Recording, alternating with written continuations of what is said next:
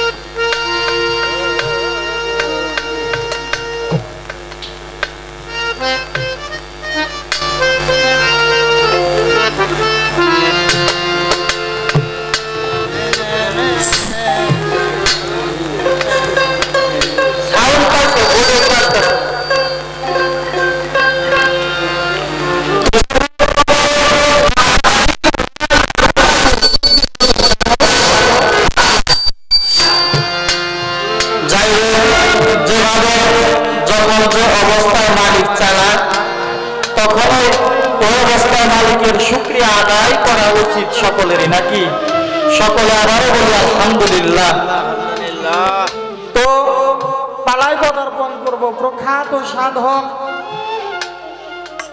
সৈয়দ ফকির কালুশা ফকিরের একটি গান দিয়ে আমি আমার পালায় পদার্পণ করলাম তিনি তার একখানা ভক্তি দিয়েছে কিছু নজরানাও দিয়েছে এই ভক্তির প্রসঙ্গটা পবিত্র কুরআন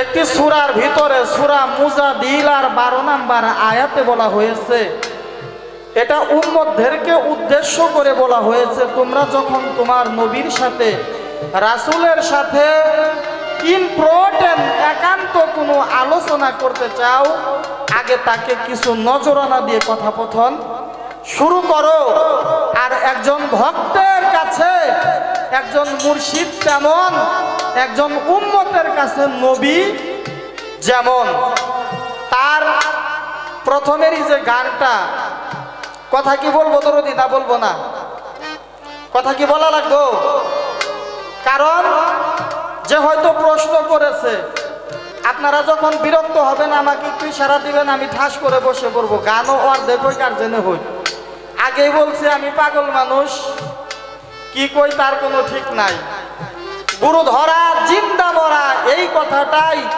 জগৎ জোড়া গুরু হবে কারা হবে গুরু হবে কারা প্রখ্যাত সাধকের একটি গানের মাঝখান কলি থেকে একটি সুর দিয়েছিলাম আগে আপনকে চিনো পরে গুরুকে মানো দেহ পাশ করিয়া লও এখানে অনেকেই না বুঝলে প্রশ্ন আসতে পারে আমি যদি আপনকেই চিনি তাহলে আর গুরু ধরার কি দরকার ভাবুক এত কাঁচা কথা বলে নাই বলা হয়েছে হে মানুষ তোমার আপন কে আগে আপন কে প্রশ্নবোধক একটা চিহ্ন তোমার আপন কে আগে আপন কে চিনো পরে গুরুকে মানো। যতক্ষণ পর্যন্ত তুমি বুঝতে পারবে না যে এরা আমার আপন এরা আমার পর, ততক্ষণ পর্যন্ত গুরু ভজন হবে না। বিষয়টা হলো এটা, আগে তোমার আপনকে তারে চিনো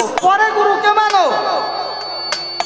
একটা কথাই বলছে, আমিও মানুষ গুরুও মানুষ। গুরুরে যদি তুমি মানুষ জ্ঞানেই ভজন করো, আমি বলবো তোমার ভজন বৃথা। আমি বয়সে সাইজে যাই থাকি, যে হয়তো আমার দায়িত্ব দিছে শিক্ষকের, অন্যায় করা এবং অন্যায়কে প্রশ্রয় দেওয়া দুইটাই সমান অপরাধ। আমার শিষ্যকে বোঝানোর জন্য অনেক কথাই বলা হতে পারে, আমার শিষ্য যেন রাগ না করে। আরেকটা কথা বলছে, এই কথাটা আপনার কাছে হয়তো অনেকের ভালো লাগতে পারে, আমার কাছে ভালো লাগে নাই। কি বলছে? আমার যিনি মুর্শিদ চান মিয়া চান, তাকে আমি পাগল ইসরাফিলের মাঝে স্থাপন করে একটি ভক্তি দিয়ে নজরানা দিলাম দরদি। এই কথাটা আমার মন মতো হয় নাই। কেন না? কেউ খুশি হোক বা বেজার হোক, আমার তারাচানের ভাগ পৃথিবীর কাউকেই দিতে পারবো না। এটা আমাকে যে জন্ম দিছে জন্মদাতা পিতা, সেও যদি বলে তুমি তার জায়গাটা আমাকে দাও, সম্ভব না। যদি আমি দেই, এটা হলো মুনাফিক। সাধক আমার মুর্শিদের জায়গা যেখানে, ওই জায়গাটা কেউ নিতে পারবে না। যদি নিতে পারে তাহলে আমি মুনাফিক, এটা বলবা না জননী কখনোই। এমনি যদি আমার বোন আজকে যে হয়তো পালা গুরু শিষ্য, সেই ক্ষেত্রে বাবা সন্তানের সম্পর্কই, উস্তাদ ছাত্র বাবা সম্পর্কের সম্পর্ক। এই জন্যই বলছে গুরু ধরা জিন্দা মরা, এই কথাটাই জগৎ পুরা। গুরু হবে কারা, ভবে গুরু হবে কারা। বাবাজিরা, আপনাদের মা বাবারা অনেকেই গুরুর হাতে নিয়ে তুলে দেয়। এই গুরু ধরার মাহিত্য কি মা বাবাও জানে না। যখন তোমার মা বাবা তোমার গুরুর হাতে তোমাকে সমর্পণ করে দিয়েছে, যদি কেউ হাকিকত মানে, তোমার দায়িত্ব আর তোমার মা বাবারও নাই, একান্তই তোমার গুরুর এখতিয়ার। তোমার গুরু তোমাকে যেভাবে পরিচালনা করবে সেভাবেই চলতে হবে। যদি চলতে না পারো, তুমি হাদিস অনুযায়ী, দরদিরা, ওয়াদা ভঙ্গকারী কি মুনাফিক না? ওয়াদা ভঙ্গকারীকে কি আল্লাহ পছন্দ করে? যখন আমি হাত দিয়েছিলাম, দরদি তারা চান, এই হাতের উপরে আমি আজকে থেকে হাত দিলাম, আমার পিছনের যত গুনাহ আছে সব ক্ষমাছে, সম্মুখে আর কোনো গুনাহ করিব না। এই অঙ্গীকারবদ্ধ হইয়া আমি তোমার হাতে হাত রেখে অঙ্গীকার করতেছি, আজকে থেকে তুমি যাহা বলবে তাহাই আমার জন্য হুকুম। তুমি যে পথে চলতে বলবা তাই আমি চলবো, যে পথে চলতে নিষেধ করবা সেই পথে আমি চলবো না। এই কথাটা বলেছিলাম। আমি মুনাফিক শেরপুর হতে বাড়িতে আইসাই আমার সেই কথাটা ভুলে গেছি। এটা কি শুধু আমি একাই না, আপনারা সকলেই বিবেকের কাঠগড়ায় দাঁড়িয়ে বুকে হাত দিয়ে দেখেন, কেউ সেই অঙ্গীকার রক্ষা করতে পারেন নাই। এই জন্যই কৃষ্ণের দয়া কুটিতে গুটি, যারা পেরেছে তারাই মহামানব হয়েছে। আর যারা আমার মতো মুনাফিকি করছে, আর খালি ওই যে কুটি মনসুরের একটা গান আছে, আইলাম আর গেলাম, খাইলাম আর শুইলাম, দেখলাম শুনলাম, ভবে কিছুই বুঝলাম না। এই জন্য বলেছে গুরু ধরা জিন্দা মরা। এই যে কথাটা বললাম, গুরু ধরার পরে তার বাবা মারও এখতিয়ার নাই, তার প্রতি কোনো অধিকার নাই। এই কথাটা কি এত সহজেই ছোট করি দলে মেনে নিতে পারবে মামা? এত সহজ না। মানুষ অনেকেই কথা বলে যে চালের উপরে হাতি নাচে, না চাইলে টের পাওয়া যায় চালের অবস্থা কি হয়। গুরুকে ধরিব কোথায়, এখানে আছে না?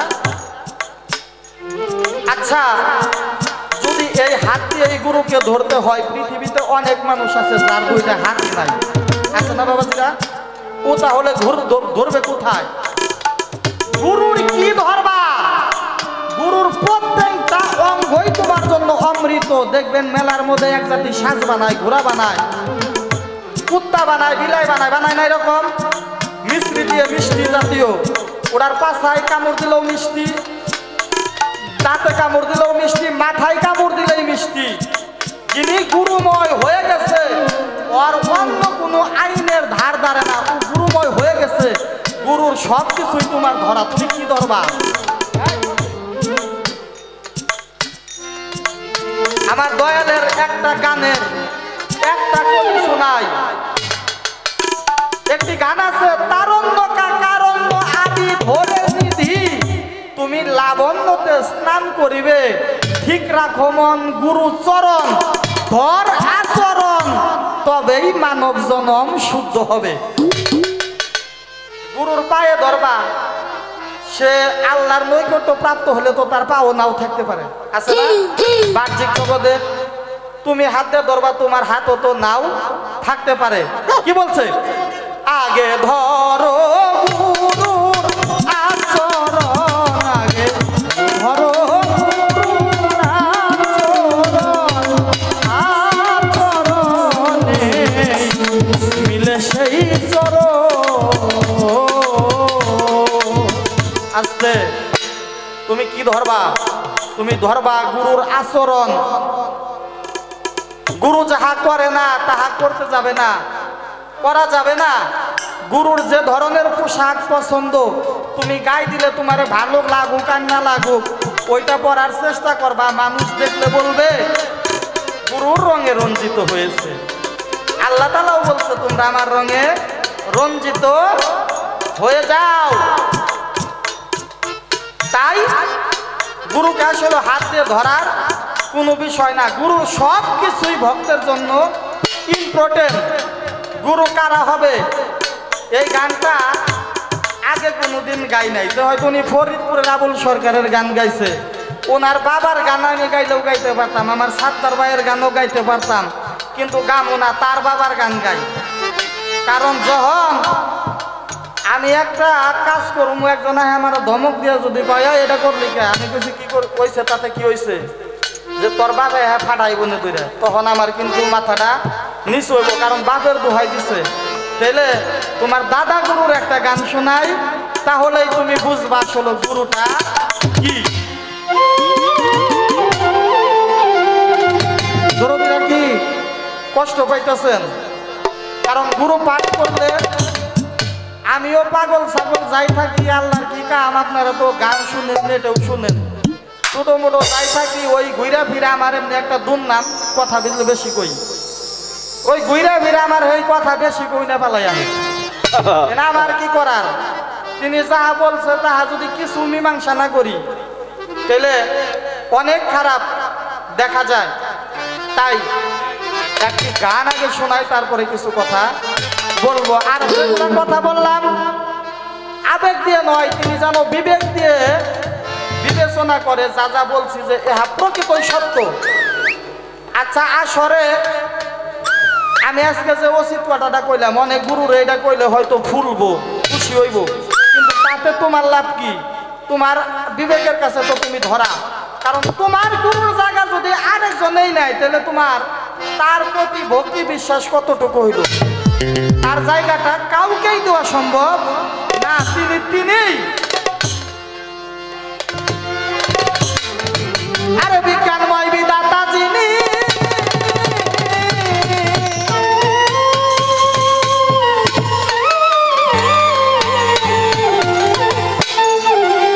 ওরে শিষ্য, আরে বিজ্ঞানময় বিধাতা যিনি, আরে আত্মার রূপে আছেন তিনি,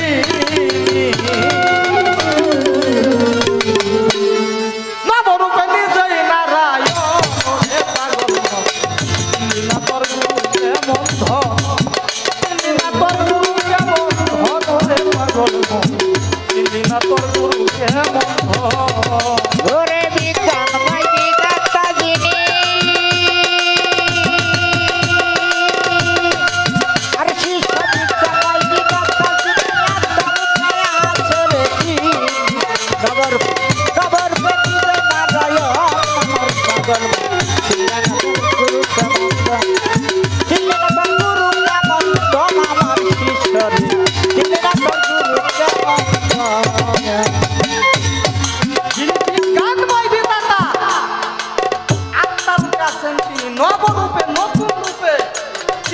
নিজেই নারায়ণ করে পাগল মন চিনবি না তোর গুরু কেমন দন। জিটকা শরীফের মহান একজন সাধক যার নাম সাধক গৌহার শাহ, নাম শুনছেন না? তিনি বলেছেন সেই মুক্তি হতে নিকাইল পূর্ণিমারি চান, তোমার গুরু হয় গঞ্জের সুলতান। গুরু হইল কাবায়ে জলিল, ওই কাবা গর্জে বানাইছে এটা ইব্রাহিম খলিলুল্লাহ বানাইছে, ওটারে কয় খলিল কাবা। আর এই কাবা স্বয়ং স্রষ্টা নিজে হাতে তৈরি করেছেন, এই জন্য এটার নাম হলো জলিল কাবা। গুরু হলো কাবায়ে জলিল, তুমি হজরতে হইবা দাখিল, তুয়াবো করিবা তারে জানিয়া নিশ্চয়, জানিয়া সন্ধান গুরু হয় গঞ্জের সুলতান। তাহলে আল মুমিনু আকরাবু খুরমাতুল মিনাল কাবা, এটা কার বাণী? উমর বলেছেন, দেখো দুইজনই নবীর সাহাবী। উমর বলেছেন এই কাবার ভিতরে অনেক কিছু আছে, কিন্তু মাওলা আলী বলেছে আল মুমিনু আকরাবু খুরমাতুল মিনাল কাবা, একজন মুমিনের বৃদ্ধা আঙ্গুলিতে যে পাওয়ার আছে এই কাবার সে বহু গুণে পাওয়ার ওখানে আছে। এই জন্য বলেছে গুরু হলো কাবায়ে জলিল, তুমি হজেতে হইবা দাখিল, তুয়াবো করিবা তারে জানিয়া সন্ধান গুরু হয় গঞ্জের সুলতান। অনন্ত আদি বিধাতা ভালো মন্দের নির্দেশ দাতা গো, রাসূল রূপে করবে আগমন, রাসূল রূপে করবে আগমন, ওরে পাগল মন রাসূল রূপে করবে আগমন। ওরে অনন্ত আদি বিধাতা সে ভালো মন্দের নির্দেশ দাতা, রাসূল রূপে করবে আগমন, ওরে পাগল মন রাসূল রূপে করবে আগমন, ওরে পাগল মন রাসূল রূপে করবে আগমন। ওরে রবুবিয়া সঙ্গে নিয়া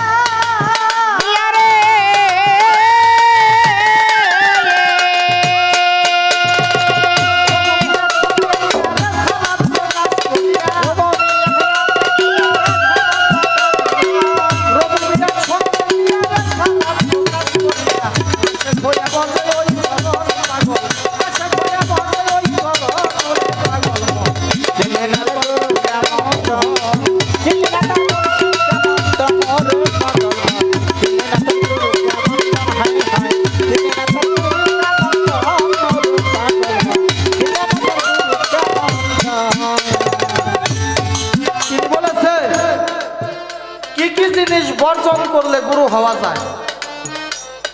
এটা যদি আমাদের প্রত্যেকের মানব দেহে 8টা পশুর স্বভাব আছে, কুকুরের স্বভাব আছে, ছাগলের স্বভাব আছে। ছাগলের যে স্বভাব, ছাগল কি করে যেটারে ধরে মোটা করে খাইয়া ফেলায়। এই দেশে মেলা গুরু আছে ভক্তরে ধইরা পারে তো মোটা করে খাইয়া ফেলাইতে। কুকুরের স্বভাব দৌড়াদৌড়ি, ওর বাড়ি গাড়ি মেলা কিছু হয়েছে, পীরের সাইনবোর্ড নিয়ে ঘুরে, তারপরে ওরা স্বামীতে নাই। খারাপ লাগে দরদিরা।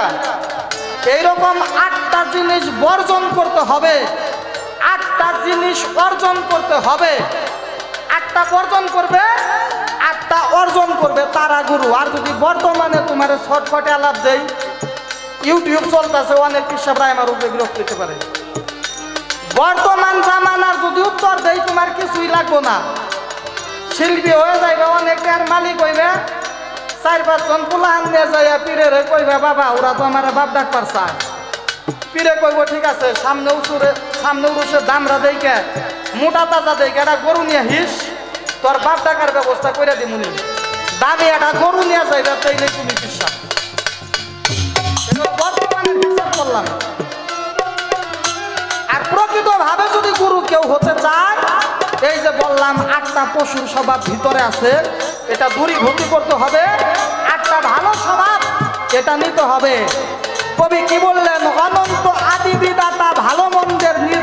কথা, সে যে রাসূল রূপে করছে আগমন। আল্লাহর কোরআনেও হুকুম দুইটা, একটা হলো আদেশ, একটা হলো নিষেধ। গুরু দুইটা হুকুম দেয়, এহা ভালো এহা তুমি করবা, এহা খারাপ এহা করবা না। ওরে বিটা পাইটা কাজিনী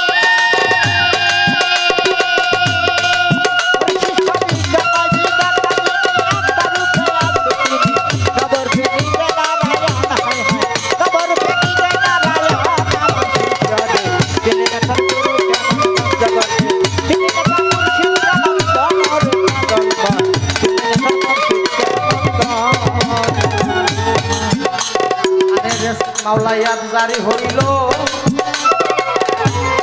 জান্নাতের ধার খুলে গেল, বইয়া রাখছে দুঃখের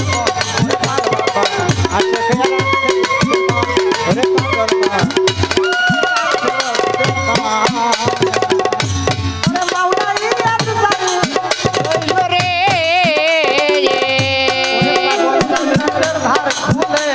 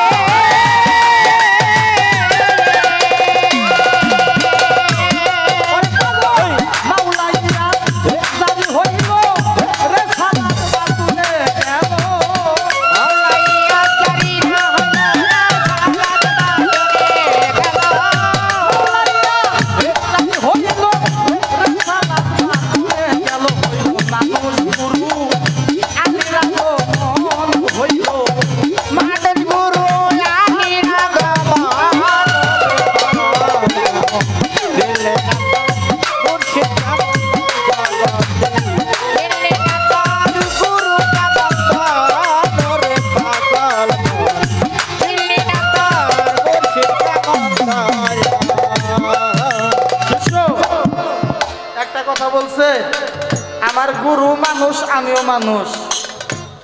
একটা কথা সব সময় মনে রাখবা, এখন হয়তো মানুষরে বোঝানোর জন্য বলতে পারো, বোঝানোর জন্যই বলো, যাই বলো, আমার তো সঠিক বুঝ দিতেই হবে। গুরু তখনই মানুষ হইতো গুরু যদি কোনো ব্যক্তি হইতো। জ্ঞানীরা বলেছে জন্ম হোক যথা তথা, কর্ম হোক ভালো। একটা কথা মনে রাখবা, রাসূল কোনো মানুষ না, নবী কোনো মানুষ না। কারণ বাবা আব্দুল্লাহ এবং মা আমেনাকে ওসিলা করে একজন মহামানবের আগমন হয়েছিল, যার নাম মুহাম্মদ। আর এই মুহাম্মদের উপরে যখন নবুয়ত পাইছে তখন তিনি নবী হয়েছে, যখন রিসালাত পাইছেন তখন তিনি রাসূল হয়েছে।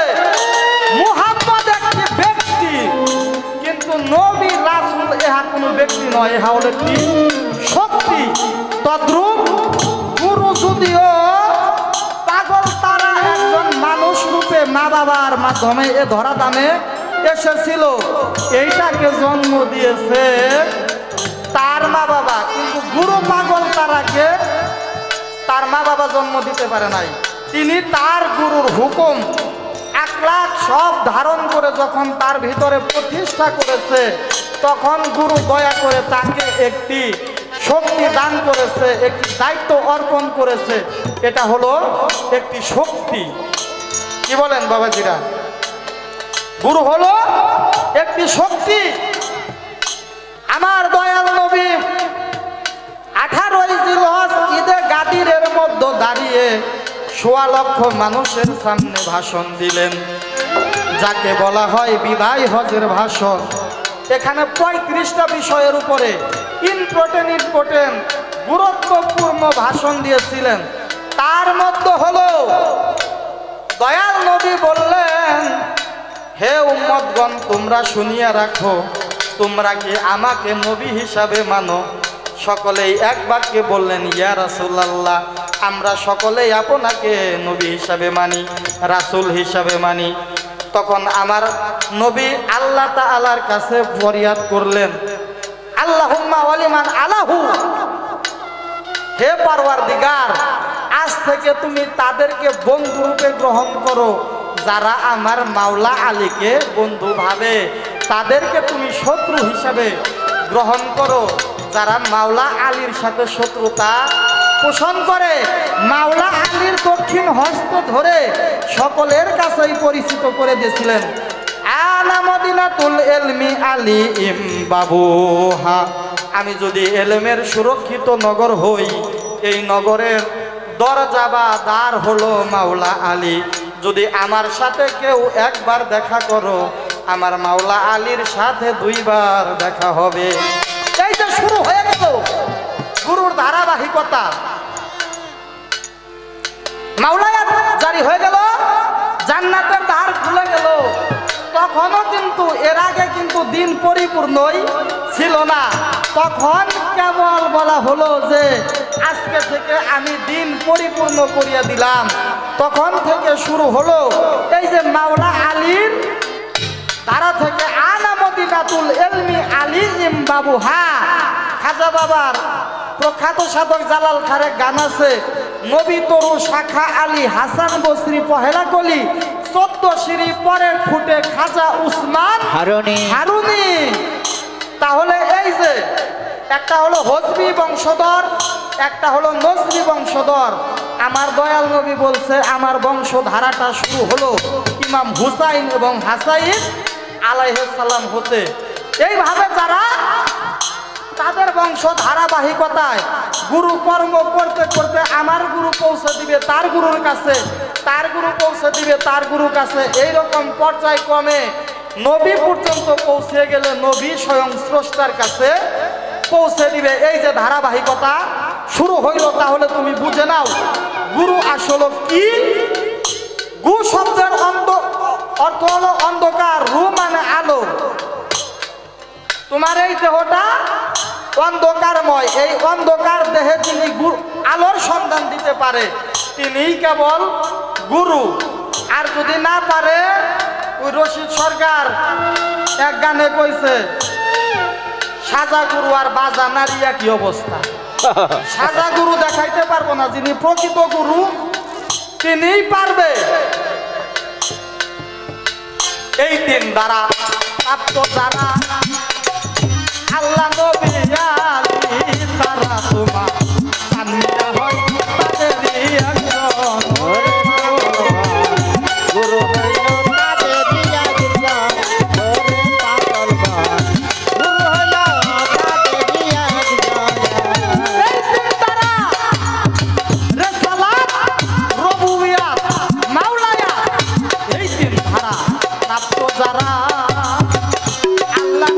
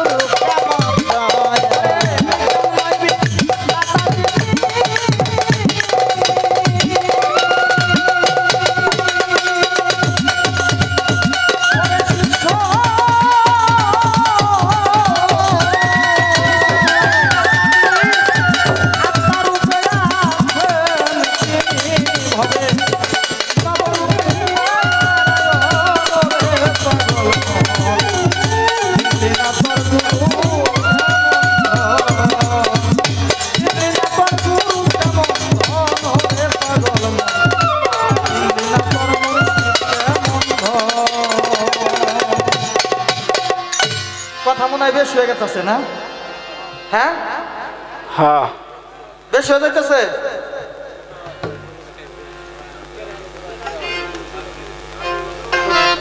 তারপরও আমার দরদির সামনে একটা খাতা আছে, আমি যা কইতাছি পয়েন্ট গুলা লেখা রাখতে পারতাছে। আমি আগেই কইছি আমি পাগল মানুষ, আমি লেখাপড়াও এত জানি না, খাতা টাতাও নাই। তবে এইরকমই কিছু প্রশ্ন করো যাহা আমার ব্রেনে ধারণ ক্ষমতা থাকে, আমার মনে থাকে। যতটুকু মনে আছে চেষ্টা করলাম, তারপরেও যদি আরো থাকে আবার উপস্থাপনা করবে চেষ্টা করব বলার জন্য। তার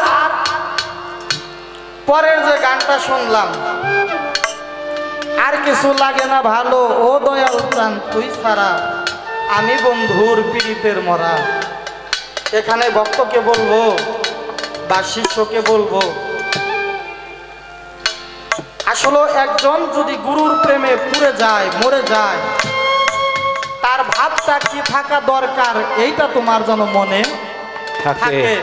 কারণ আমার সব শেষ হয়ে গেছে, একজন মরা মানুষ তার অবস্থা কি হয় এটা তো আপনারা জানেনই নাকি?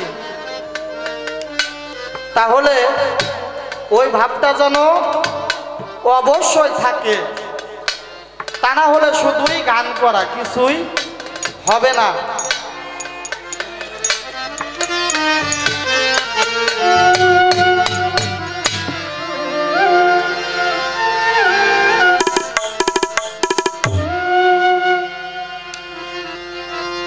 একটা গান শোনাই, কি করলে শিষ্য হওয়া যাবে।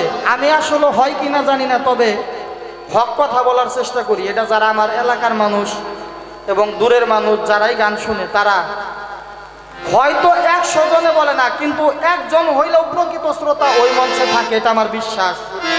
তারা বলে যে ও বাচ্চা টাচ্চা যাই থাকুক, কথা হক কথা বলার চেষ্টা করে। তুমি যতই কর্ম করো, যাই কিছু করো, কিছুতেই তুমি শিষ্য হইতে পারবা না যদি তোমার মুর্শিদ, তোমার গুরু দয়া করে তোমাকে কবুল না করে। এটা হলো একদম হক কথা।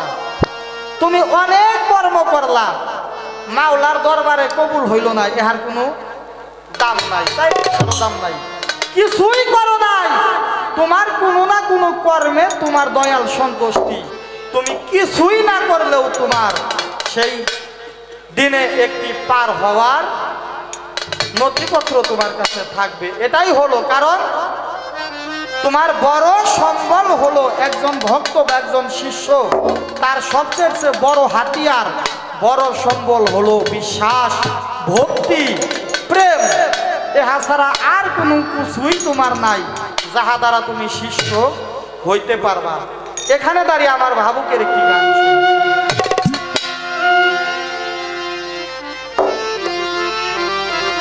থাকলে ভক্তি পাবি মুক্তি,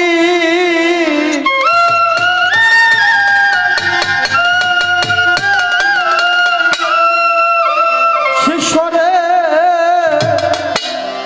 থাকলে ভক্তি তুই পাবি মুক্তি, ভক্তি বিনে মুর্শিদ মুক্তি নাই, ও তোর মুর্শিদ বিনে আর ভরসা নাই।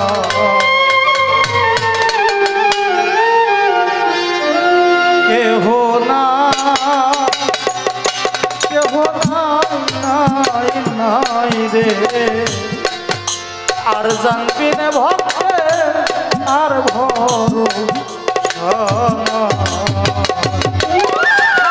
ভক্তি পাবি মুক্তি,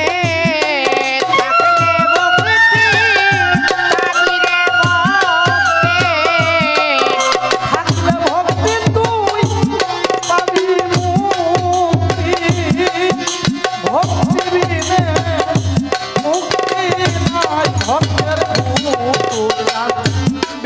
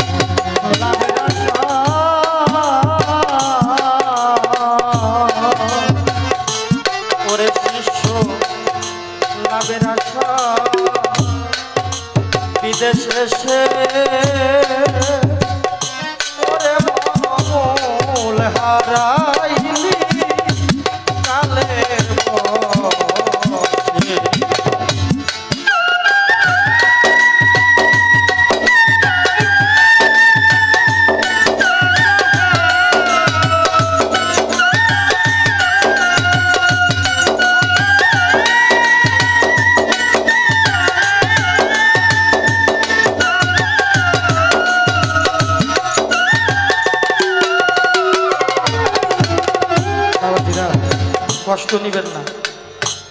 গুরুবাণী শুনে যাদের ভালো লাগে না, ও যত তত্ত্ব তালিমি জানুক, অন্তর বিশ্বাস রাখবেন ও পাণ্ডিত্য শিখছে, ওর দ্বারা গুরু ভজন হয় নাই। এই যে কবি বলল, লাভের আশায় বিদেশে সে মূল হারাইলি কালের বসে। এই জগতের মালিক আমাকে 16 আনা চালান পুঁজি দিয়ে পাঠিয়েছিল। এক বিন্দু যদি কম পরে হিসাব দিতে হবে, আমি সেখানে যাইতে পারবো না। মূল হারাইলি কালের বসে। এই মোহ মায়ায় পড়ে যাকে চেনার দরকার ছিল, যাকে ভালোবাসার কথা ছিল, তাকে তো ভালোবাসতে পারলাম না। ভালোবাসলাম স্ত্রী, পুত্র, ঘর বাড়ি, টাকা পয়সা। হাদিসে আছে এই দুনিয়াদারি, অর্থ সম্পদ, স্ত্রী পুত্র সব চাইতে যিনি আমার নবীকে ভালো না বাসতে পারলো, তিনি নবীর উম্মত না।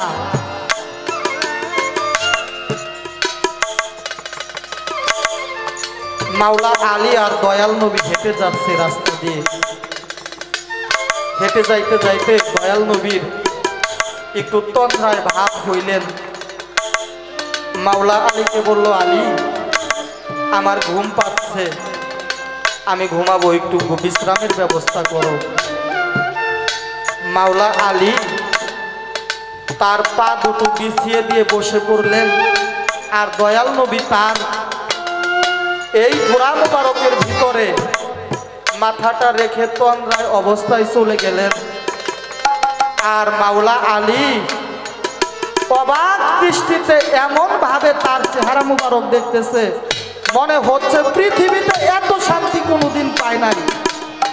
এমন অবস্থায়, ঘুম অবস্থায় হঠাৎ ফজরের আজান হয়ে গেছে। আসসালাতু খায়রুম মিনান নাউম, ঘুম হতে উত্তম, নামাজ উত্তম। কৃষকরা কৃষি কাজের জন্য ওই রাস্তা দিয়ে যাইতেছে, গিয়ে মাওলা আলীকে বলে, আলী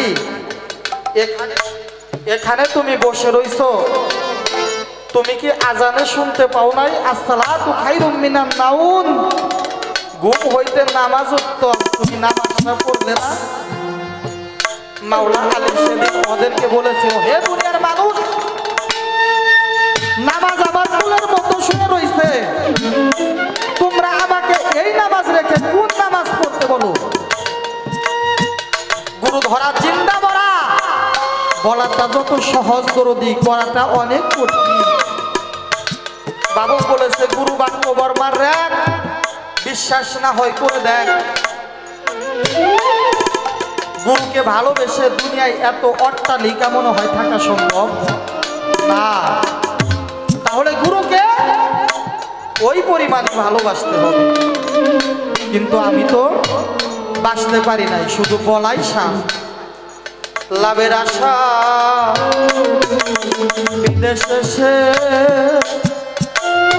ওরে মন মন হারাইলি কালের বসে, বেলা শেষে কাঁদবি বসে,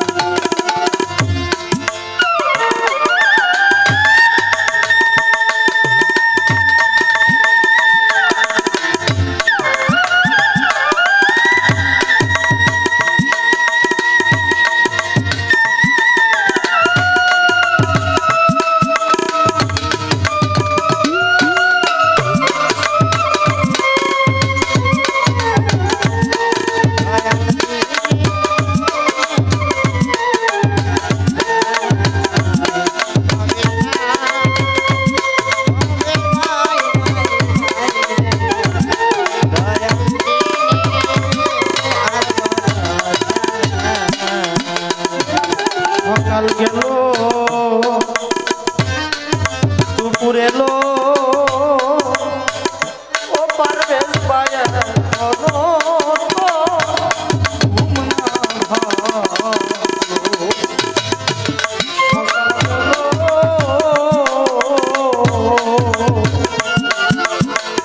ওরে মানুষ সকাল গেল দুপুর এলো ওরে মনে ঘুম না ভালো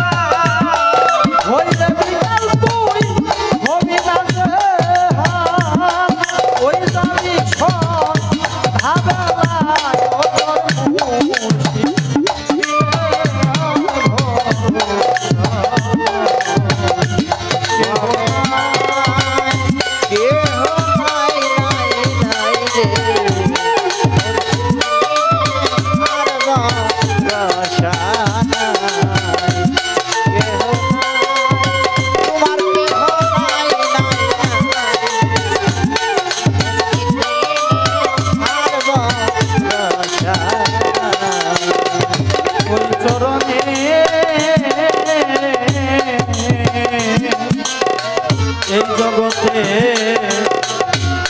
তরফ চাঞ্চরণে আমার তারা চাঞ্চরণে বুলু চাঞ্চরণে আজাহার চরণে তার হলো তারে পূর্বে লার